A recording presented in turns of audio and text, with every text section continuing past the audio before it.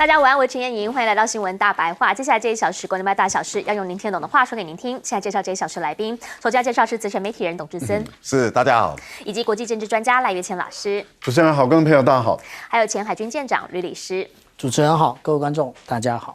好，那首先带您来看到的是，现在呢，大家就在问，中方再次的把这个反击拿出来，同时呢，跟他们增加到125的关税啊。你会问说，美国不是增到145吗？啊，其实昨天川普他宣布的时候是125啦，后来是因为他的白宫幕僚跟媒体讲说，不好意思，总统忘了那个先前芬太尼20%要加上去，所以变成了145。但不管怎么样，中方的反击就是川普所说的125% 的关税，全面的报复传出，中方不止如此而已，债市的部分狂卖美债。好，这一回呢，他们存放在美国的黄金大概是2262吨，也传出说已经呢先从联准会的纽约分行运回北京，还有上海的金库保管。其实不是只有他们哦，德国这边呢说也酝酿1200吨的黄金储备要从纽约这边搬回来，因为没有人知道疯疯的川普会怎么样嘛。而且卖债的其实不止中方，还包括了日本，还包括了英国，说很有可能呢都是从这一次的债市里面大逃脱的其中之一。也因为这一些的债突然被卖掉，美国真的有害怕。殖利率往上飙的时候呢，美国的总统川普他们的顾问就讲了，关税喊卡90天，其实就是因为美债大跌，这呢其实就会影响到他们内部多了一些的紧迫感，所以不得不赶紧来做后面的90天相关的因应。然后呢，在网络上面也有人呢 po 出了这么一张图，讲说呢，这个是美国现在很喜欢迷因图嘛，就是自己在再制啊重制，说你看习近平开始在看他以前的那一本交易的艺术那一本书 The Art of the Deal， 那到底要怎么跟川普谈交易？因为他自认为他超会交易的，只是他的这一套现在放在中方不一定管用，因为中方现在流行的是一种民族主义。来看看这段谈话。应该说美国是一个美丽的国家，可它不应该像现在这样，动不动就要欺负你，让你就想对他大喊一声 “no”。好，他后面那句话我们必须要逼掉，原因是因为他真的翻情绪性的用眼。这一次呢，这个是一个电影横空出世的台词，但是呢，在网络上面。对岸的网络上面疯传，要大声的跟美国说 no， 而也传出确实在这一波的关税已经对于中国的出口商造成一些影响，包括了这是南华早报他们的报道说，为了规避关税，有部分的中国出口商他的货已经送出去了，但是现在因为关税太贵了。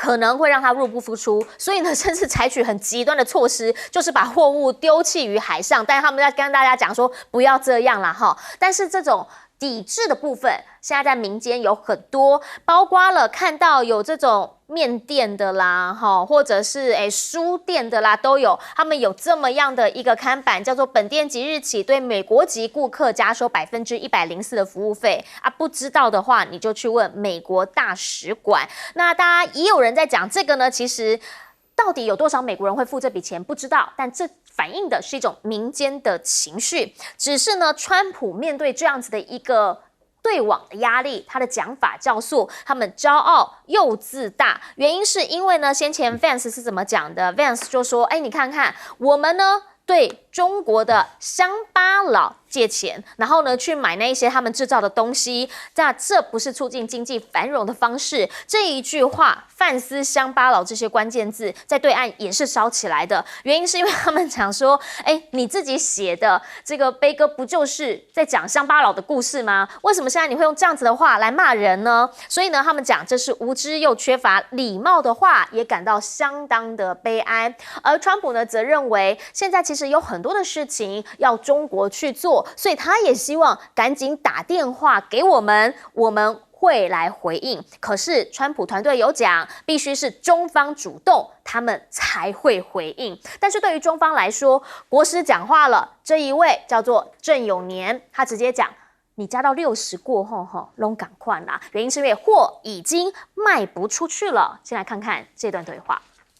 Have to increase tariffs on China even more before they come to the table or give you a phone I call? can't imagine it. No, I can't imagine. I don't think I'll have to do it. I don't think we'll have to do it more. We calculated it very carefully. Is there something specific that you would like China to do? There are a lot of things that I want China to do, and I'll be telling China what that is, not you. 好，主要就是你先打电话给我，我会告诉你你可以怎么做。不过对于中方来说，他们现在要做的就是积极的去美元化，而且呢，他们也要把人民币开始推到国际化的过程当中。那当然能砍的单，他也不会错过。所以呢，现在已经转向巴西去买黄豆了，240万吨，可能本来是要跟美国买的，现在通通转向。本来要看好莱坞电影，现在已经讲了要减少出口，进行反制。而川普呢，听到之后他就笑一笑，想说：“哎呦，我听过更糟的，感觉没下嘛，没什么啊。对我来说，那个叫反制吗？”川普表现是这样，但心里面到底会不会有点害怕？好，因为呢，现在真的再加上去的话，我不知道他会不会最后加到200。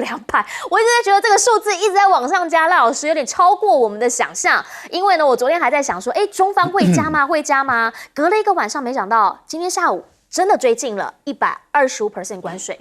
对，中方今天宣布对美国的商品再增加到120%了。但是他同时也宣布，从此以后不会再回应美国加不加关税的问题了。所以就到这了。到这里，因为按照经济学、按照关税的基本的学理来说，加到这120以上的时候，100以上其实就没有意义了。也就是说，你几乎所有的货物都卖不出去，所以再加也没有意义了。所以中国大陆这个加到120就是底线。那也就是说，你美国你再继续追加也无所谓，因为现在已经到145了嘛。对，如果你美国追加到200%，甚至到1000都无所谓。因为事实上超过100以后，双方的贸易就已经完全没有了，因为都已经禁止了。为什么？因为我的货我卖不到你那边，你的货你也卖不到我这边。所以事实上等于是双方是彻底脱钩了。那在商品贸易这个部分里面，中美双方彻底脱钩，对，这是第一件事。但是问题是，贸易战是不是就只结束了呢？没有，中国大陆开始从服务贸易，就是非商品贸易开始下手了。那中方目前下手的是一个牌一个牌在打了。例如说您刚谈到了有关于好莱坞的电影进不来了。所以您看到了，那就是美国的这个电影的公司的股票就狂跌了。不管是迪士尼的这个还有，事实上我认为 Netflix 也会出问题。也就是说目前电影停止，但是电视就排在后面了。那以后电视的任何制造品也都进不来了。好莱坞也会出问题，迪士尼的也会出问题。然后呢，接着呢，我们看到了，他已经对于留学已经说美国是一个危险的地方了。因此留学中介公司、留学中介，你个人单独的去申请是你的事，我已经警告你了。是，但是公司你透过留学中介向美国申请大学，那就有问题了。所以很多的留学中介绝对不会再接这个 case。他可以转说你最好到加拿大，如果你要到英语系的国家留学，你就到加拿大，或者是到英国，或者是到澳大利亚、到纽西兰，但是不要到美国去。也就是说，留学中介公司不会再接这个案子。还有就是旅行社，因为美国是高风险的一个旅游区，所以旅行社不会再组团去美国了。所以等于是美国未来在中国的这个部分的要赚旅游观光财的这个也没有了。赚留学财的也可能会没有，然后刚刚讲的电影影视都没有了。可是除了这个以外还有没有呢？有，现在已经开始在调查你美国在中国大陆所收的这些智慧财产权，例如说你苹果电脑是你不管是微博、腾讯，你们只要用苹果的APP， 你都要缴，例如说15%到20%的那个权利金，这个部分在调查了。调查完了以后，如果有歧视性的行为，或者是有倾销性的行为，那也要扣高的罚款。这一课的罚款可能都是上百亿的美元哦。那你等于是你美国你苹果一年赚的钱，整个再吐回去了。好，另外一个部分里面就是你美国的公司例如说你麦肯锡啦，你法律事务所啦，国际法律事务所啦，或者是国际这个会计事务所，未来都有可能是在于未来调查限制的范围内。那也就是说，未来在整个服务贸易是美国赚最多钱的，美国人赚全世界赚最多钱的是在服务贸易这一项。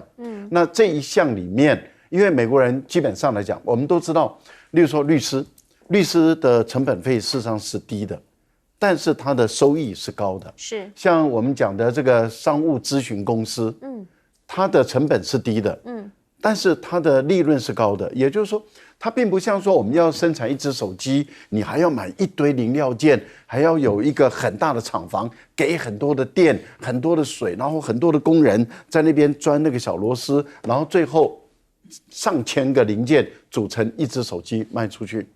那这个就是商品嘛。可是商品你想想看，成本有多高？可是它的利润并不是那么的高，对，而它的任何税都会影响到你的这个商品的价格。所以我们为什么会那么怕税，就是因为商品税啊，在这个部分里面，它影响我们商品的销售。可是服务贸易的商品，服务商品，它的成本是很低的，可是它的利润是很高的，但是它的税却跟商品税一样低，这就不合理了。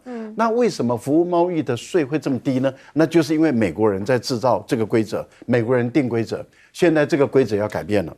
现在这个规则都可以根据法律，例如说欧洲有反歧视法、反取消法，那现在各国也都会用这种法律来对于你的服务贸易课税，而服务贸易每一年美国人赚了1万多亿美元，这个部分里面要从这个地方下手了。是好，请教一下董哥会怎么看？其实你可以看到，我们这几年来台湾很多人他有一个医美论啊，赖清德总统叫我们说不要医美。那现在我相信全世界都在医美，因为你的不确定性太高了吧？举个例子来讲，3天前，那时候川普宣布以后，然后股市大跌，美国也跌，对不对？然后就市场就传出一个说，川普好像要暂缓，白宫发言人马上出来讲，这是假新闻，否认，绝对没有。然后股票又上升了，结果第二天他讲完，第二天川普宣布我们就是暂缓，那你要相信谁？就没有一个人是可以相信的。现在全世界，尤其美国，没有一个人是可以相信的。连川普自己讲的话，你也不能相信他。那请问一下，全世界的秩序你要怎么去维持，对不对？好，那现在台湾呢？台湾现在很高涨了，我相信除了医美之外，还有依赖因为赖清德你在干什么？你们现在还在搞大罢免，这个一定是很多人心头的问题嘛。那他们觉得说，美国已经延长了90天了，哎呀，总算疏解了。他们现在又要开始去大罢免了，礼拜六、礼拜天到处又要去宣讲了。那90天以后怎么办？各位朋友，你只要想一想看，现在只是把时间延后，你还是要碰到啊。政府有没有什么招数？他说我们在第一波可以跟美国碰面。昨天在立法院很多问题就被问到了，问到什么？你们要去跟谁谈？不知道啊。你们的赖总统讲他要脱中。要入北，他的北是哪几个国家？不知道，完全不知道。为什么？所有财经高官在立法院完全不知道。那你今天看到就是我们台湾其实是完全没有招数，没有办法，是他也是被突袭的。那我讲其实我们过去做了很多表态都是假的。蔡英文时代我们做了表态，我们吃了美猪，告诉我们就可以加入国际组织。没有啊！你们执政9年，哪有加入任何一个国际组织？但现在中方他们选择反制之后，他们就选择了一个上限到125，因为呢，他们也直接了明的讲了，超过60之后就没差了，所以呢，他们是选择完全脱钩，然后自己走自己的路了。没有错啊！现在又中国到现在，川普其实他自己更忐忑不安啊。我做了这么多动作，依照我过去的谈判经验，我只要狠狠的捶你，你一定会有反应。现在中国大陆，他2018年他被你突袭。他已经知道说这个人是完全不可信任的，他答应你的东西，他没有一样会做到。是，那有什么谈判的条件？你要美国要跟我谈的人，那你换个总统好了。因为这个人是完全不可预测，他想怎么样就怎么样。那他只想我一定要打赢他想的是这样嘛。所以我们今天看到了川普，他现在其实是懵了，你知道吗？他觉得习近平怎么是这样？所以他一会儿赞美习近平，讲了那个。最后又开始讲说，哎呀，他们一定会打电话给我。那我们也知道，其实2018到现在，中国大陆已经改变非常多了。他现在的民族主义很兴盛了。你只要看前年全世界最轰动的手游是什么？黑神话悟空。今年呢最有名的电影是什么？哪吒。他这是满满的中国因素，可是他在全世界这么做，他那个民主的自尊回来，这是一个很强的民族主义。那你现在你把习近平把中国猛打一顿以后，然后再来讲说，除非你来找我求饶，要不然我就怎么样怎么样，他没有人做得到。我告诉你，中国大陆任何一个领导人都做不到，他做到了，他会被他的民众吐口水，对不对？那你川普现在显然你的战略是错误嘛？你现在把所有的东西都把它来怪罪中国大陆的话，那这对中国大陆来讲，很多人就觉得情况不是这样。那如果我们现在看到了，其实美国依赖中国大陆东西很多，就好像赖老师所讲，很多是服务业，很多是比较大家没有看清。以我们随便举个例子来讲，光上海就有1万家的星巴克。是。那我现在我要开始来整顿了，我要开始来收钱了。是。上海啊，光一个地方，你以为都是中国在赚你钱？不是嘛？你今天看到的东西都是你嘴巴在讲的，不是你讲的这样，对不对？你美国有多少麦当劳在这里？大家来讲啊，你可口可乐卖这里卖多少？还有马斯克，你在这边占了多少便宜？你是世界首富，你不靠中国，你有办法首富吗？所以我讲川普看了很多东西，就觉得我一定要占到便宜，你绝对不准有我的顺差。甚至新加坡，跟他是逆差，都被他克10%。这个人已经看到有好的东西就要收归己有，这个已经让人家看不下去了。是，请教一下小金长会怎么看？刚刚我们有谈到中国大陆的出口商啊，海上弃货，这绝对是假消息。为什么这么说呢？因为现在整个世界上主要的航运都是用货柜轮，那进行远洋定期的一个航线那它怎么样把这些货柜丢下去，可不可以教一下？因为他们不是货柜这样子叠上去而已它有非常多固定的装置你要为了这个拆你真的以为船上的船员有很多让你拆吗？没有，一个正常的我们讲到说这种可以巴拿马极限级的这个商船，它船上的那个我们讲到舱面或者是轮机的，还有水手不超过30个人一起帮你把这个货柜丢下去，而且你那货柜可能在最下面你说可以拿上来丢，假消息。那我们所以现在对于中国大陆有很多奇怪的想法那另外我们台湾也有很多的想法例如说我们有立委主张说我们现在要买美债当作筹码，是吗？你是筹码还是准备被割韭菜应该是被割韭菜吧？你认为说我们台湾有很多钱可以这么做那你说其实按照今天央行总裁的说法也就是我们的这个外汇存底的80%是美债。那如果这样看，我们看去年也就是2024年12月我们外汇存底是5766亿如果以80%计算的话是4612亿哇，我们这真是不少可是站在中国面前，中国现在他们的美债是多少？是7610亿人家中国大陆都没有说我们直接拿美债来倒，我们台湾却说了。你真的有这种勇气吗？是谁给你的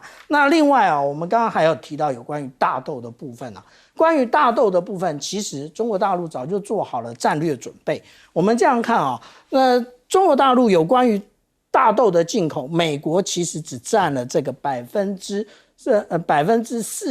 不到。那我们看最主要现在从哪进口？从巴西进口。现在甚至我们看到国际现货市场有一种说法，巴西的大豆准备要上涨了。为什么要上涨？因为大家都跟巴西买对不对？那大家都跟巴西买的时候，巴西上涨了，那川普本人他会不会受到压力呢？他当然也会有受到压力嘛。那我们讲到美债，以及我们等一会儿最下面一节会讲到有关于这一个川普的关税的部分其实现在大家实际上你已经磕到老百姓身上了，所以大家等着一定要看到第3节，你才知道这里面有多精彩。好，也要跟大家一个比较及时的商业数字啦。哈，原因是因为在美国纳斯达克他们的期指盘又开始往下跌了。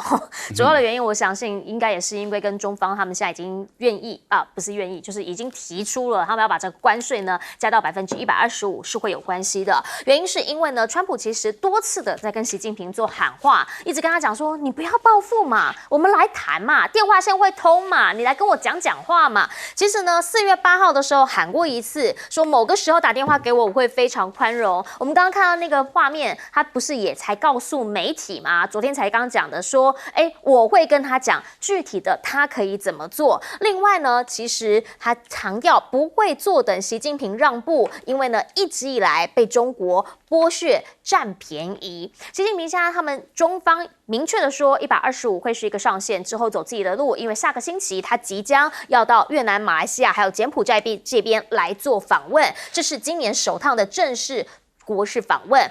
那当然了，如果说走出自己的路的话，其实呢就是大家调整一下，比如说内需市场该做什么，赶紧做上。比如说外贸的部分，Sanchez 来，西班牙首相来，这个时刻就非常重要的。现在呢，在今天其实是西班牙的首相 Sanchez 跟习近平进行会晤，两个人呢，除了有正式的会议要谈之外，他们还到了公园里面去散步。那当然走走看风景，过程当中还是聊一聊彼此对于国际情势，又或者是战略上面有没有什么样的话的考量。习近平呢，也在这场会议当中首度的在中美关税战之后对外发声，说不畏惧任何无理的打压，特别是反对单边的加征关税。贸易战再次强调不会有赢家，而他们要做的就是维持国际的贸易秩序。其实呢，美国的财长他是这样子跟西班牙讲的，说你那可小心一点，跟中国走太近，如同自割咽喉。那西班牙这边怎么说呢？他们的食品大臣说，我们跟中方是维持良好的贸易关系，我们不仅希望维持，还希望扩大这一些关系。其实欧盟这边他们已经在先前有25%的关税反制回去，那因为现在呢，他们暂缓了90天，所以呢，他们也把这25关税先 hold 住在那里。但是他们计划7月的时候，领袖们都要去跟习近平来做会见。另一个部分呢，则是大陆的车子的关税，这个部分他们也有考虑，电动车是不是要开始来谈怎么样来设最低价格，取代去年的加征关税。某种层面来说，这就是一种善意的释出。但对美的这个部分呢，其实他们现在也在等待它到底延缓90天后，下一步会是什么？因为真的没有人知道它的法夹湾的那个 turning point 会是在哪一个时间点。但是内部已经出现了反美的情绪了，包括了摩根大通，还有呢，包括了华尔街这一边，他们都已经讲说呢是有失去了几笔的债券交易。对方讲的就是我不想要跟你美国的银行合作。原因就是因为你的不确定性很高嘛，再加上呢，本地又不是没有银行可以合作，那会不会因为这样，投行在美国华尔街这边的生意就会迅速的被削减呢？同时呢，大摩也呼吁中方是不是将美国以外的国家关税降到0？这是来自 Morgan Stanley 他们的首席经济学家的建议。好，毕竟啦，你其实也有内需市场嘛，对不对？那内需市场未来5年可以增加个30%到3兆美元。如果你降到0的话，这个其实跟你地缘政治也大大有关系。而现在因应川普的关税，纽西兰总理他要推的是跟欧盟还有 CPTPP 的合作。大家要知道 CPTPP 早就被美国给退出了，也川普的时候退出嘛，他叫 TPP 退出之后才变 CPTPP 嘛。那所以现在呢，大家说了，那我们大家都加到这里面来，那这就会变成是什么？是一个没有美国的世界。川普的这一次125%，正确来说是145%的关税，每一方的讲法都认为会是给中国球，让中国打，因为中国呢即将加强跟东协还有其他地区联盟的关系。东协目前正在开会，其实东协他们就在强调了，我们是不是想办法跟美元创造一点美丽的距离呢？回过头请教一下赖老师，您会怎么样来看这个呢？是习近平其实呢一直有接受到川普的讯息，应该有吧？毕竟都讲那么多次了，从今年年初讲到这几天，每天讲，但好像没有得到回应。你想，如果说有一个人一直对我们不礼貌啊，就是对你不礼貌，或者是说啊，他讲话翻来覆去，或者是他一直不停的在说谎啊，或者是他甚至羞辱你啊，那你还要主动的去跟他打电话联络，然后最后他打压威胁你啊，然后你在这样的一个环境下，你还主动的去跟他联络，你如果做这个动作，等于是你是求饶，而且你会让他更瞧不起你，他会更欺负你啊。那当然，他要等到中国的电话，永远等不到。而且中国已经很明白的，而且特别是找了一个香港的啊，这中国大陆驻香港的一个比较低阶的啊，也就是说由特区政府的一个外交官员，他直接来告诉你美国，就是说你不会接到电话的啊。其实用这个叫做下士对上士啊，你川普你喊话，但是中国大陆找了一个这个地方政府的，尤其是特区政府的一个官员，直接来回应你，这个是中国的外交上的艺术啊，也就是说懒得回应你这样的一个人了啊。我觉得这个对于美国来说的话，就等于是告诉你说你这个人不可靠、不信任，懒得跟你讲话。那你也看到了啊，现在是接待了这个西班牙的首相，而且春天在北京是非常舒服的。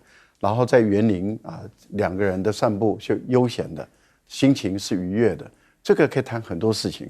而为什么在这个节骨眼的时候西班牙的首相来到中国大陆，除了谈到中国跟西班牙的20年的这个全面战略协作伙伴关系要再往上走一台阶，而就在这个时候美国还给西班牙施加压力。可是不要忘了，西班牙它虽然在欧洲目前来讲已经不是1等1的大国了，可它还是一个大国那虽然排不到像法国、德国那样的地位，可是它还是有影响力大国。更重要是，它对于拉丁美洲西班牙语区的，它事实上是有影响力的。所以我觉得在这样的一个环境下中国大陆在推动跟这个南方共同市场跟拉丁美洲、加勒比地区的合作推进自由贸易的这个推进，我觉得跟西班牙多少都会有一些连带关系。那西班牙在这个时候也是等于是欧洲的欧盟的第一个国家到中国来访问，那彼此之间也会传达了、交换了很多有关于欧盟的一些讯息。欧盟冯德莱恩前几天才跟中国大陆的李强通过电话，彼此之间有了一个很好的一个共识了，这个很难得因为从拜登的4年一直到现在，你想想看，这么多年间，中欧的关系产生了很不好的一个影响，因为拜登一直要求欧洲要对抗中国，欧洲也跟随拜登对抗中国，所以中欧的关系从过去的梅克尔时代的好，到现在的冯德莱恩的不好。然后现在情况，你看冯德莱恩这么多年以来第一次跟中国大陆有共识，这个共识就是反对美国的关税大棒，坚持联合国的 WTO 的功能，推进全世界的自由贸易化然后中欧的有关于电动汽车的问题要妥善解决。我觉得这个都是好的消息。这代表什么？欧盟的态度有在转向。我个人是认为说，以川普的这种无理的，他的整个团队，就像克鲁曼所说的，一群小丑在执政，要把美国搞成一个马戏团，我们没有办法。他很无奈的说，我们只能在旁边看这些小丑怎么在耍。坦白说，那是一种很凄凉、很无奈的一个美国的知识分子，面对于这样的一个小丑所组成的政府团队，他们真的觉得好悲哀啊。请教一下董哥怎么看？我们可以看到其实在美国之外的很多国家，他们也在想办法，就是说你碰到川普这样，虽然他延缓了90天，但你接下来怎么办？是眼前可以看到了，过去跟他签 FTA 的加拿大跟墨西哥还是维持25那你如何自处？大家已经知道，美国是最不可靠的，川普是最不靠谱的，这是最清楚的一个信息那今天碰到欧洲这些国家，他们其实已经被川普羞辱到，这上任这50几天来都被他一再的羞辱。那现在虽然暂缓，但是其实大家还是有因应之道，因为你最终。你到美国，他就是要用这个来课你税的话，你当然要找周边的一些国家或者哪些市场是可以进入的嘛。那我们可以看到了，中国大陆这些年来，他从过去的金砖然后上合然后大家也看到了过去整个东南亚的东盟这些组织，其实大家互相有一些依赖，有一些关税上的减免或者零关税甚至都有。所以你今天看到他们我们如果大家寻求不要那么的靠近美国的话，其实自己还是有一个生存之道啊。那今天美国怕的就这样啊。如果全世界都联合起来对付我，而且跟中国大陆在一块的话，对他来讲情何以堪？所以你要看一个场面完全不一样。半年前，欧盟认为说中国的电动车太强了，那开始抵制，就说给你们课35%的关税，那欧盟那时候还很无耻的要求中国人交出电池的配方，我才可以给你减税，那时候是很无耻、很大胆的。你知道那时候课这税里面，他的组织里面讲话最大声是谁吗？法国跟西班牙，他2个是最坚持一定要课重税。后来中国大陆说你要课重税，对不对？法国你们卖酒嘛，酒后不开车啊，各位朋友不要卖给18岁小朋友。你知道，法国你卖酒好，我现在开始针对你的酒，对不对？西班牙你卖猪好，那我现在针对你的猪肉，西班牙猪肉全世界最好啊，大家认为是这样。克了以后你就知道啊，你要克我，我也只能克你。大家也应该很了解，就是说如果跟中国大陆打交道的话，中国人有句话，来而不往非礼也。我不会去绅士去惹你，去干嘛？可是你一直对付我，尤其是美国，你这种态度3番2次，那过去被你们骗了多少次？从川普2018年打了这个中美贸易大战，到拜登时代，每天每次就骗习近平要打电话给他，打了5、6次，你还不是照样在资助台独，还不是在拉帮结派，来对付中国大陆？你那时候讲的那5点，每一点你都在委婉，结果每次就要骗我打电话给你，然后再对外跟人家讲说，你看，哎呀，习近平打给我，我跟他见面了，怎么样，都是假的。那现在川普是更过分，川普是一边要占你便宜，一边要奚落你，还又要打你。你看他这次的手段就是，我先痛打你一顿，然后告诉你，你赶快来跟我求饶。你来的话就叫求饶，然后他可以交齐器械跟他国人讲，你看习近平怕了嘛，对不对？你看我做对了嘛。那你今天的话，你要想想，人家他也是一国元首，习近平他怎么去面对他的民众？美国打我就赶快打电话给他求饶，我还能做人吗？各位想想看，将心比心，川普把他过去在商场那一套。商场可能有些人为了跟他做生意，常常是被川普欺骗了。川普就是靠欺骗起家的嘛。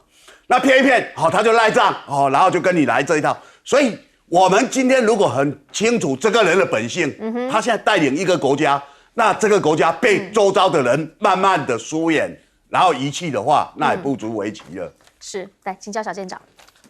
董哥刚刚说川普是靠着欺骗啊，他除了欺骗之外，他就是极限施压。那我们从这一次的关税我们就看得到，可是极限施压要有一个前提啊，就是啊，你本身啊必须没有弱点，没有短板，被人家刺到。这一次就是我们上一节讲到，不就是美债出了问题吗？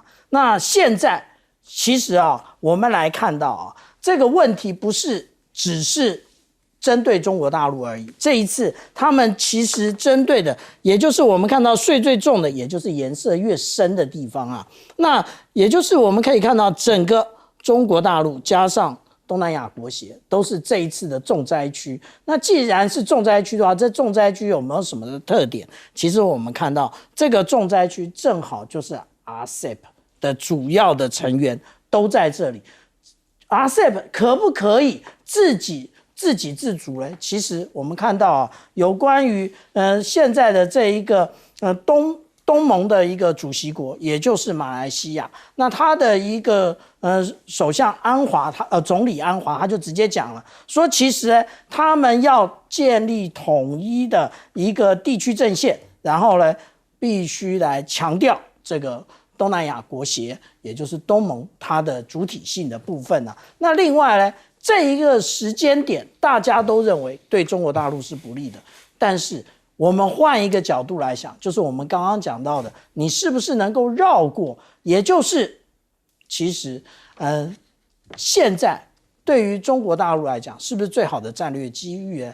也就是之前一直要去美元化，去不了，现在不是正好去美元化的时间吗？其实啊，我们这样讲啊，这个纽西兰果然是一个很会做人的国家啊，他就讲说，哎呀，我们可以啊，透过 CPTPP 啊来解决这个问题啊。你 CPTPP 美国已经退出了，你有什么东西要运往加拿大？你有什么东西要运往墨西哥？没有吧？你大部分的都是卖给这边的这个东南亚国协的国家吧？不是这样吗？其实那也就是你真正要交往的是 RCEP 的国家，所以啊，我们这样讲，其实对于纽西兰来讲，或者是对于澳洲来讲，如何的跟 RCEP， 这就是这些东南亚国协的国家抱团在一起，然后跟中国大陆友善的交往，才是解决现在贸易的最佳的途径。好，其实呢，在现在我们就看到两边打来打去，而且没有停歇。这当然对于投资人来说，不确定性太高了，你不知道明天会发生什么事情。所以很明确的是，那个很开心的上涨行情就一天而已。昨天呢，道琼狂泻了超过2100点，费半呢也暴跌了超过10%，而且不是只有股市而已，叫做股汇债三杀。原因是因为今天早上的市场呢又开始重挫，美元指数跌破了100，黄金再次的刷新高，大家开始没有办法再拿美元怎么办？那是不是报黄金、报白银？当这些所谓的原物料，他们重金属的价格往上飙的时候，你就可以知道大家害怕，想要抓东西避险了。三大指数通通都崩，川普却喊说通膨下降了。我不知道所有的人呢看到他说哇 inflation is down 是开心，还是会觉得哈你到底有没有搞清楚问题在哪里？他一再的告诉大家冷静一点，现在呢一切都会好起来。我们这个叫做转型过渡期啦，转型过渡期就是总是会有一点困难，你会痛嘛，那个才叫转型，才叫过渡嘛。可是你也不要太难过哦，原因是因为我们现在要有史上最大的减税方案。那这一些的状况，大家就在讲说，你一直在告诉大家你要做什么，你要做什么。CNN 直接讲他像纵火犯在邀功嘛，原因就是因为只要一反弹，你马上就跟大家讲说，哇，你看行情很好吧，状况很好吧。但问题是你没有告诉所有人，你现在的价格跟先前你在启动关税战的价格到底差了多少，有多少投资人因为你的政策决定而因此被当韭菜给割了。最生气的是，如果昨天你有看到他这一支短片，然后你在这一次又真的血惨被血洗很多的话，你也生气。我们现在看看当时是画面。This is Charles Schwab. It's not just a company, it's actually an individual. And he made $2.5 billion today, and he made $900 million. He's a financial. I've always been following. This market manipulation? It's not market manipulation, sir. Well, then what is it? Because it sure is not a strategy. We're trying to reset the global trade system. How have you achieved any of that? But to enact enormous harm on the American people. If it's not market manipulation, what is it? Who's benefiting? What billionaire just got richer? 好，到底谁变有钱了？你发现他的朋友一个赚25亿，一个赚9亿。大家想问的是，有钱的就是你们的朋友，你们的这些人啊，我们就被当韭菜给割了啊！而且现在呢，成本开始转嫁了，美国已经开始有一个晒账单活动，就是呢，他们的账单里面会出现一条叫做关税附加费。好，这个关税附加费呢，就是川普的关税开始出现之后，你会因为这个关税付了多少钱？比如说这个人他买的是泳衣，然后他现在呢就多了44.09块钱，这一些呢就是川普加关税之后你的商品涨价的价格。那川普现在跟大家讲说，鸡蛋价格降了，我现在呢打破了这个拜登的问题，可问题是价格仍旧是创历史新高啊！所以大家想问的是，到底你上来对我们有什么好处呢？目前有50个州已经开始举行大规模的抗议活动，预计啦，在这个周末以及下个星期开始，会有超过1000万人来参加4月19号所发起的一个全国性的反川普活动，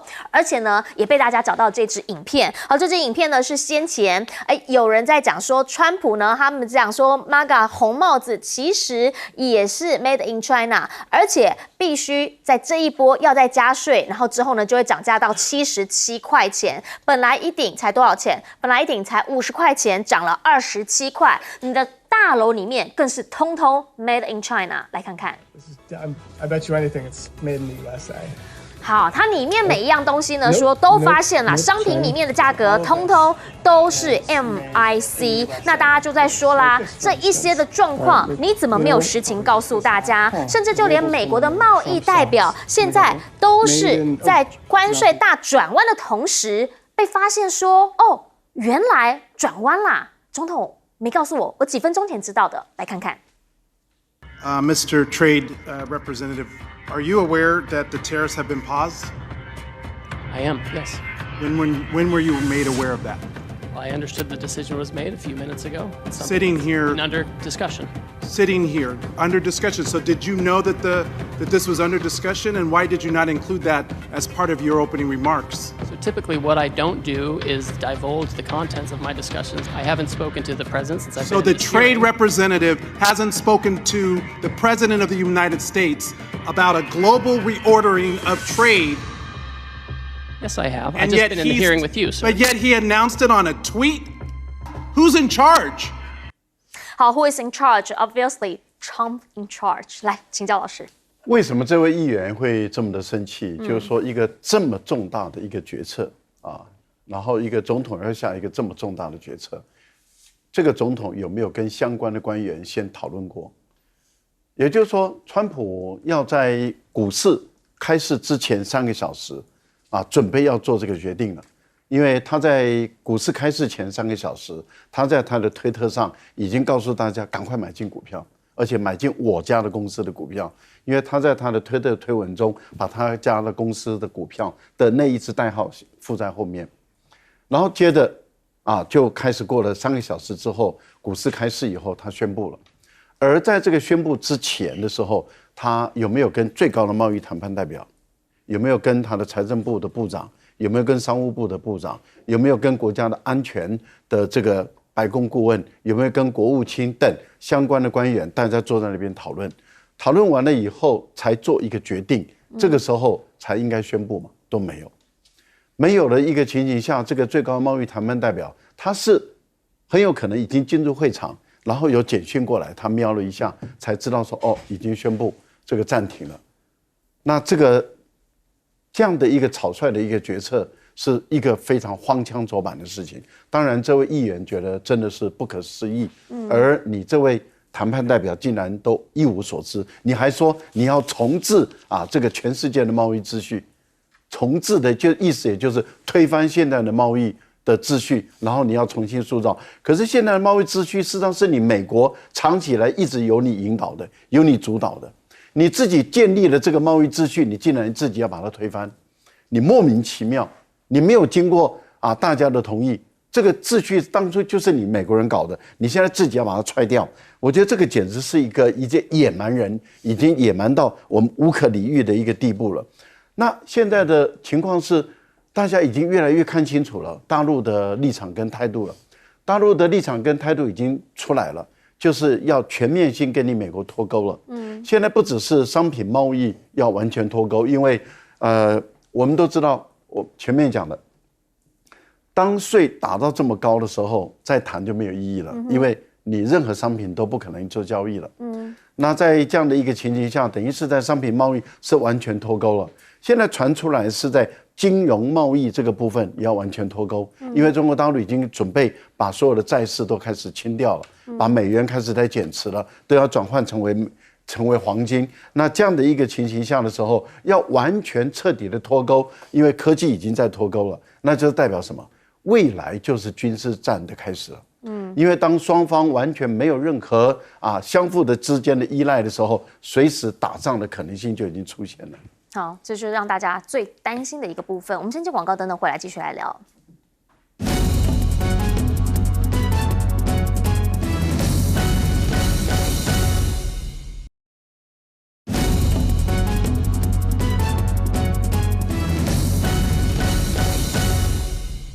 好，我们讲到在川普的部分呢，他其实一直以来都告诉大家，这个是转型过渡，但是美国人的被剥夺感已经开始出现了。请教董哥。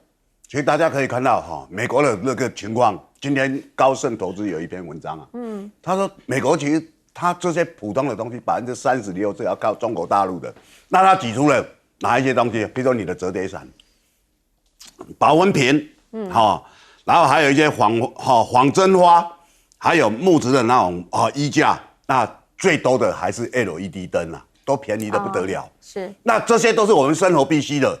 就好像刚刚你看到那个影片整个川普自己的家里面都是这些东西啊，因为你跑不掉，你戴的帽子也都是，为什么？因为中国大陆便宜，那他赚你没有很多啦，川普去把它夸大其实美国赚的才多，包括服务的，或者包括他，比如说我们台湾大家讲精研做电子业都怎么样？大家知道叫做毛三到四，毛利只有3%到4%。真正赚的都被美国那，因为设计是他们嘛，对，我们只是代工嘛，那他们到处去夸大说，都被你怎么样了？没有，其实不是这样啊，真实的情况绝对不是这样。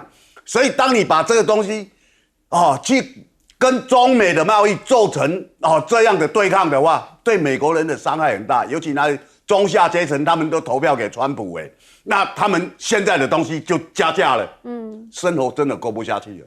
好，我们先接一下广告，等等回来请小舰长来帮我们总结。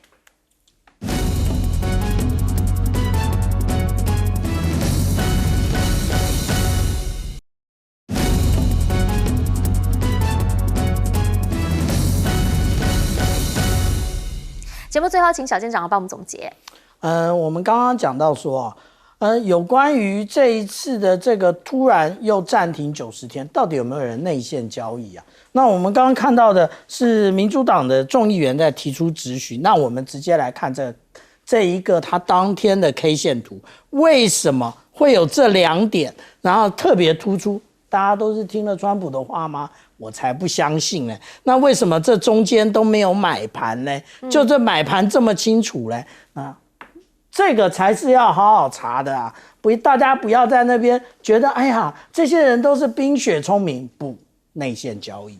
那另外我们刚刚这边还有另外一件事情，也就是川普多么的不可测啊！他当初不是说非法移民通通都要遣送回国吗？现在改了，现在已经说，你如果是在农场或者是在饭店工作的员工啊，你可以不必被遣返。所以我们看这个川普讲的任何的话，还是让子弹先飞一下。这个飞一下代表的是什么？他才是真正的麻烦制造者啊！这个就是我刚刚提到的战略机遇。什么时候中国就趁这个时候站在道德的制高点变成全世界的领头羊跟捍卫者，而不是跟川普一样，只是为了自己的利益，然后来割韭菜，割全世界的韭菜。